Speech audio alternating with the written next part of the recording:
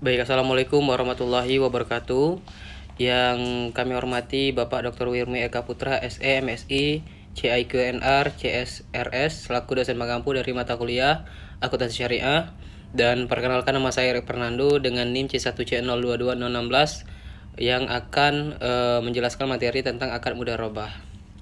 Langsung saja kita ke pengertian akad mudharabah. Mudharabah adalah transaksi penjualan barang dengan menyatakan harga perolehan dan keuntungan, atau sering disebut dengan margin, yang disepakati oleh penjual dan pembeli. Persyaratan atas akad jual beli dapat dilakukan secara tunai atau tunggu atau kredit. Hal yang membedakan mudharabah dengan penjualan biasa ini adalah penjual secara jelas memberitahu kepada pembeli berapa harga pokok barang tersebut dan berapa besar keuntungan yang telah diinginkannya. Lalu, pembelian dan penjualan dapat melakukan tawar-menawar atas barang margin keuntungan sehingga akhirnya diperoleh kesepakatan.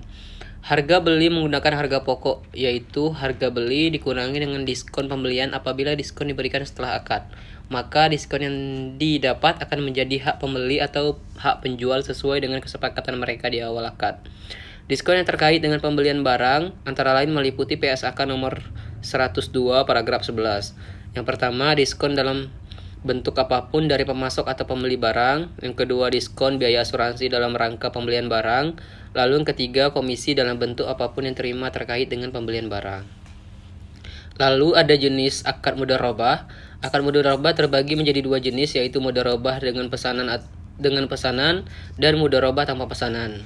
Mudharabah pesanan yaitu pembeli melakukan pemesanan barang kepada penjual. Setelah itu penjual membeli barang pesanan dan kemudian memberikannya kepada penjual atas barang yang dipesan. Untuk mudharabah tanpa pesanan yaitu pembeli langsung melakukan pembelian atas barang yang sudah tersedia dan tanpa mengikat pembeli. Dasar syariah yang pertama ada Al-Quran dan Al-Hadis. Lalu perlakuan akuntansi yaitu PSAK nomor 102. Penjualan dilakukan secara tunai, pencatatan akuntansinya sudah selesai ketika barang diserahkan dan dilakukan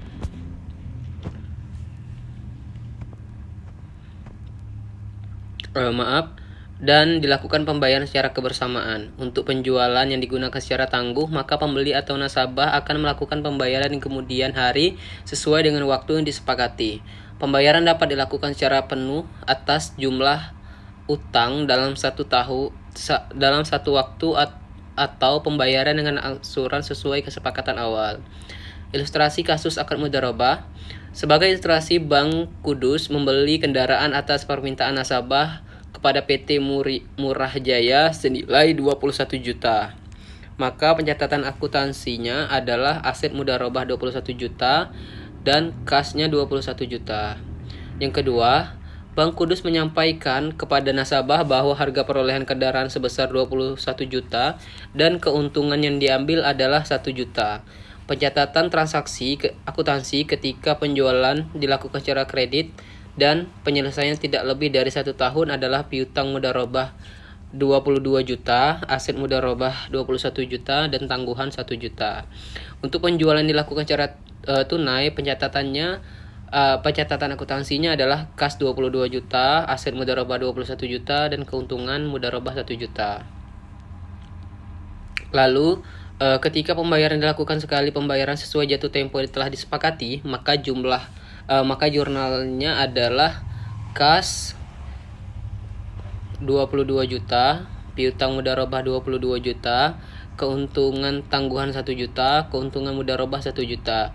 Pencatatan akuntansi untuk pembayaran secara angsuran berdasarkan ilustrasi di atas. Apabila kesepakatan pembayaran angsuran selama 10 kali dan dilakukan 1 bulan sekali, maka pokok angsuran per bulan adalah 2.100.000 dan angsuran keuntungan per bulan adalah 100.000, sehingga nasabah membayar angsuran per bulannya 2.200.000. Pencatatan akuntansinya per bulannya adalah kasnya 2.200.000, piutang mudharabahnya 2.200.000, keuntungan tangguhan 100.000, dan keuntungan mudharabah 100.000.